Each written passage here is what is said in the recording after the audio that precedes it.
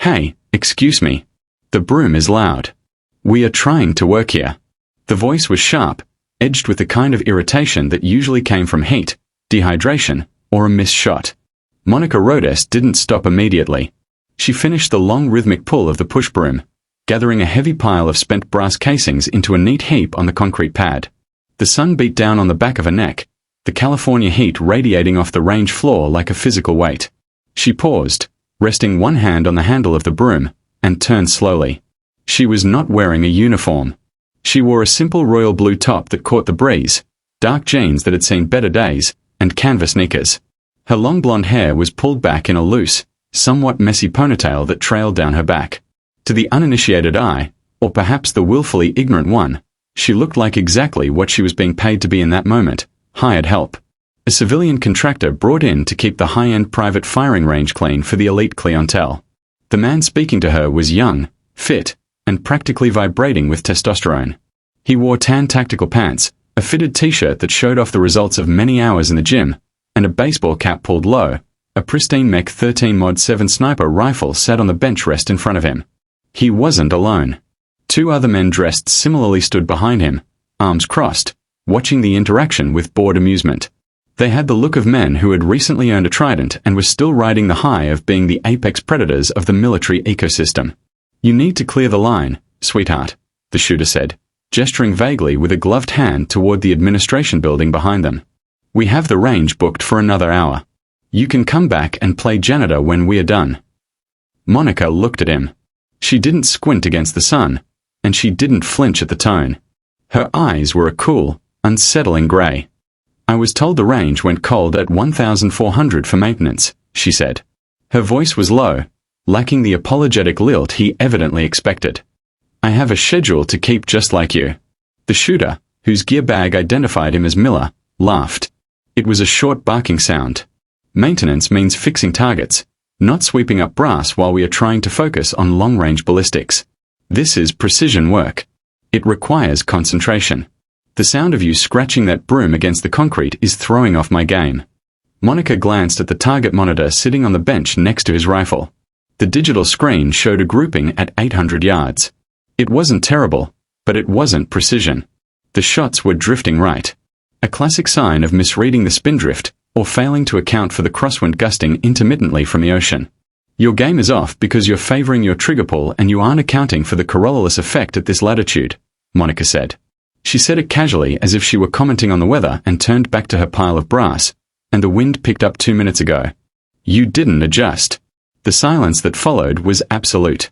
The hum of the seekers in the scrub brush seemed to get louder. Miller stared at her, his mouth slightly open. The two men behind him straightened up, their bored expressions replaced by confusion. Excuse me? Miller asked, his voice dropping an octave, moving from annoyance to genuine anger. What did you just say to me? I said, you're pulling your shots, Monica said, sweeping another pile of brass into the dustpan. She stood up and dumped the casings into a 5-gallon bucket with a loud metallic crash. And you're rude. Miller stood up from the bench. He was tall, looming over her, using his physical presence as an intimidation tactic. It was a move he had likely learned in the teams, designed to make insurgents or uncooperative locals back down. Listen, lady. I don't know who you think you are or what kind of Call of Duty trivia you memorized to impress the guys down at the dive bar, but you need to walk away right now. This is a restricted area for operators, not for the cleaning lady. Monica didn't back up. She didn't even shift her weight. She just looked at the rifle sitting on the bench. It was a beautiful piece of machinery, a surgeon's tool. She knew the weight of it. She knew the smell of the bore cleaner used to maintain it. For a fraction of a second, the sunny California range vanished. The smell of sagebrush was replaced by the scent of burning trash and open sewage. The bright blue sky turned into the oppressive gray of a pre-dawn twilight in the Hindu Kush. She felt the heavy reassuring kick of a similar stock against her shoulder, saw the pink mist in her scope, and heard the voice of a spotter calling out a correction. It was a ghost sensation, a flash echo of a life that felt like it belonged to a stranger, yet lived in her marrow. The memory vanished as quickly as it came, pushed aside by Miller's finger pointing in her face. Are you deaf? Miller snapped. Get lost, or I'm calling the range and having you banned from the premises. I am the range master. A growly voice boomed from the shaded patio area 50 yards back. Miller spun around. An older man, heavy-set with a white beard and a limp, was walking toward them. It was Chief Henderson, a retired Master Chief who ran the facility. He looked tired, but his eyes were sharp. Miller relaxed slightly, assuming an ally had arrived. "Chief, this woman is interfering with training. She's refusing to clear the deck. We are trying to dial in for deployment, and she's giving me back talk about ballistics." Henderson stopped a few feet away. He looked at Miller, then he looked at Monica. He didn't say anything to her. He just looked at the brass bucket, then back at Miller. "She's doing her job, Miller," Henderson said. "Schedule says maintenance starts now. You guys ran long. Pack it up." Miller bristled. He wasn't used to being told, "No, we are not done. I haven't qualified on this platform yet. My DO is breathing down my neck to get this dope chart finalized before we ship out. I need 10 more minutes. Make her wait." Henderson looked at Monica again. There was a subtle exchange between them, a microscopic nod from Monica that only Henderson saw. "Let him shoot," Monica said. She leaned the broom against the concrete pillar. "If he thinks the broom is the reason he can't hit the broadside of a barn, let's remove the variable. I'll wait." Miller let out a scoff of disbelief. "Broadside of a barn? You're talking about a submemo target at 800 yards. You have no idea what you're talking about. I know that you're dialing 4.2 milliseconds of elevation when you should be at 4.4 because the temperature has risen 10 degrees since you started shooting this morning." Monica said powder burns faster when it's hot. Velocity increases. Your point of impact shifts. Miller stared at her. He looked at his turret. He looked at his dope card taped to the stock of the rifle. He had indeed dialed 4.2. "You're guessing," Miller muttered. "Shoot," Monica said. "Prove me wrong." The challenge hung in the air. It wasn't just about the schedule anymore. It was about ego. It was about the hierarchy that Miller believed in. The one where men with tridents stood at the top and women with brooms stood at the bottom. He sat back down at the bench, adjusted his position, and pressed his cheek to the stock. He took a deep breath, exhaled halfway, and squeezed the trigger. The crack of the rifle split the air.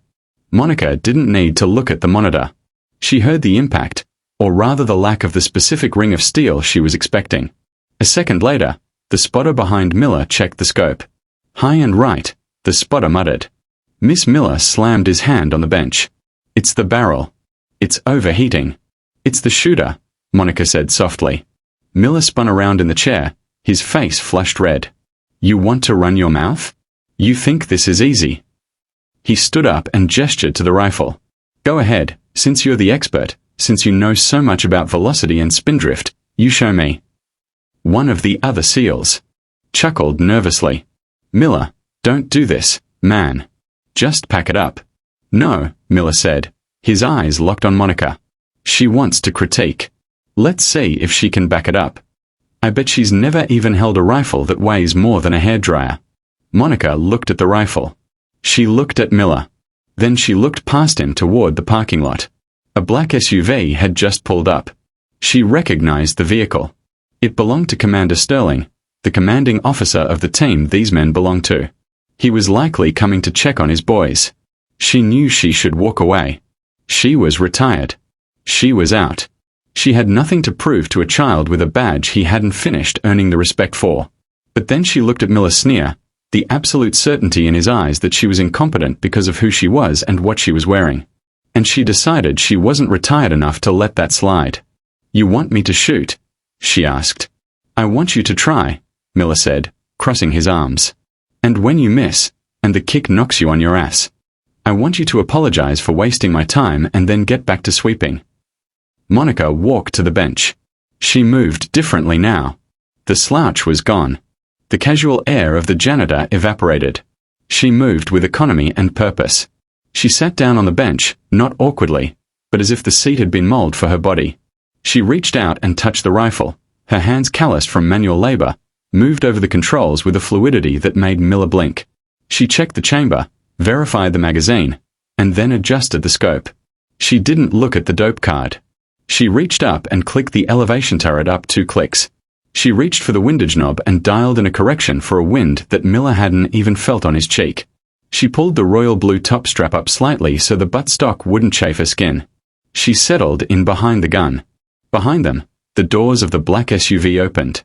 Commander Sterling stepped out, flanked by his Master Chief. They started walking toward the firing line, looking serious. Henderson, the rangemaster, intercepted them. He put a hand on Sterling's chest to stop him.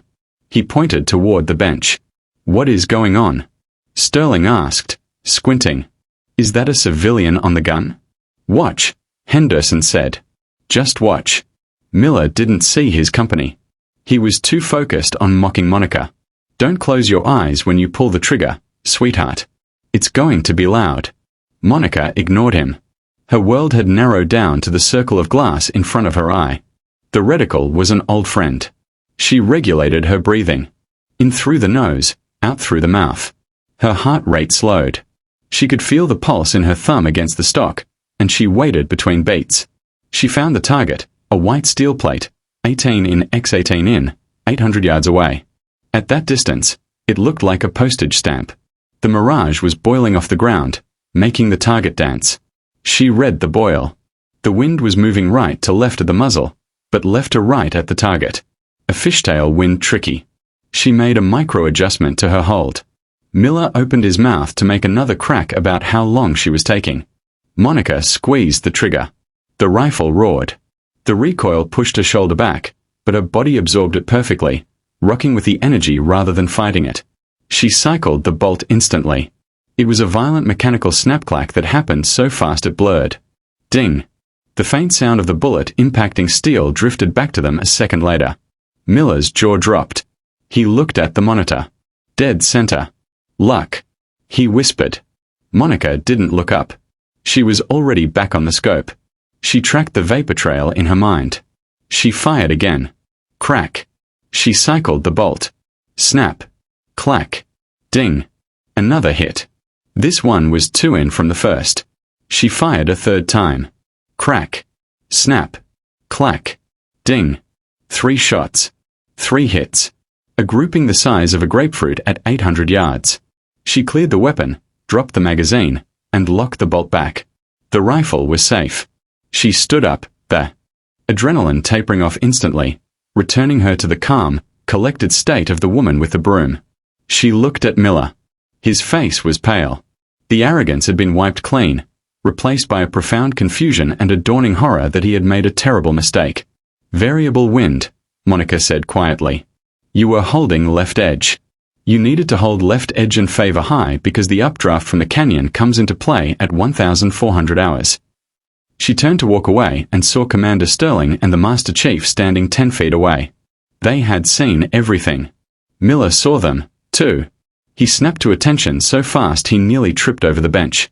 "Commander, we were just at ease, Miller," Sterling said. His voice was like ice.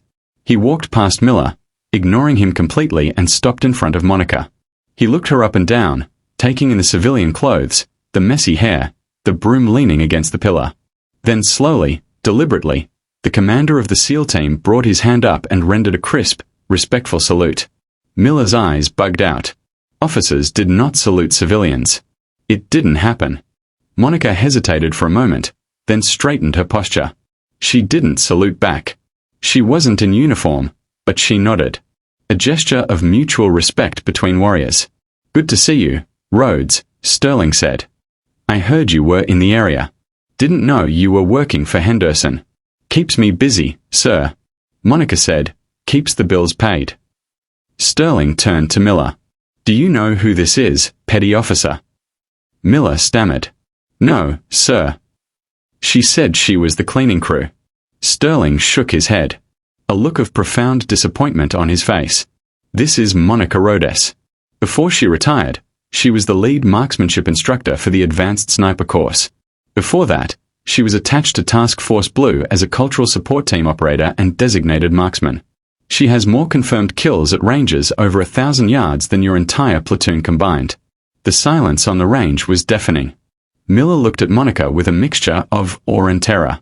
He had heard the stories. Everyone in the community had heard the stories of the Vulery who had provided overwatch for the teams in the worst valleys of Cuna. He just had never put a face to the name. And he certainly never expected that face to belong to the woman sweeping up his brass. She is the only woman to ever clean the impeccably difficult Naval Special Warfare sniper course with a perfect score. Sterling continued, his voice raising so the other men could hear. And you treated her like a servant. Miller looked at the ground. I didn't know, sir. You didn't look. Sterling corrected. You saw a woman with a broom and you made an assumption. And that assumption just cost you your dignity. In the field, that assumption costs lives. You underestimated a potential threat, or in this case a potential asset based on bias. That is a failure of situational awareness. Sterling turned back to Monica. I apologize for his behavior, Rhodes. They're young. They think the trident makes them gods. They haven't learned yet that the bullet doesn't care about the patch on your shoulder. Monica shrugged, picking up her broom. It's fine, Commander. Everyone needs a humility check now and then. Better he gets it here than downrange. She looked at Miller. He looked small now, stripped of his bravado. Miller, Monica said. Yes, Miller said, his voice cracking slightly. Your third shot, the one you missed. You were jerking the trigger. You're anticipating the recoil because you're afraid of the gun. Respect the recoil. Don't fear it. It's physics, not a punishment. Yes, Miller said. Thank you, And Miller. Yes, You're sweeping the range for the next week, Monica said, holding out the broom. Miller looked at the commander. Sterling just crossed his arms and nodded. Miller took the broom. Monica dusted her hands off on her jeans. She walked over to her bucket of brass, picked it up with ease, and headed toward the shed. As she passed the Master Chief, he winked at her. Still got it, Ghost, he murmured. Never lost it, she whispered back. The sun was starting to dip lower, casting long shadows across the range. The heat was breaking. Just a little. Monica walked into the cool darkness of the storage shed and set the bucket down. She leaned against the workbench and let out a long breath. Her hands were trembling just a tiny bit, not from fear and not from the weight of the bucket, but from the memory of the recoil. It was a dangerous thing touching the dragon again. It woke things up that she had spent years trying to put to sleep. But as she looked out the window and saw Miller awkwardly pushing the broom, struggling to get the pile of brass as neat as she had made it, she smiled. She wasn't just a janitor. She wasn't just a woman in a royal blue top. She was a standard. And today she had reminded them that standards don't lower themselves for anyone. The door to the shed opened and Henderson walked in. He handed her a cold bottle of water. Nice shooting text, he said. Little rusty, she admitted, cracking the cap. Rusty, Henderson snorted. You put 3 rounds in a teacup at half a mile with a rifle you've never touched before. If that's rusty,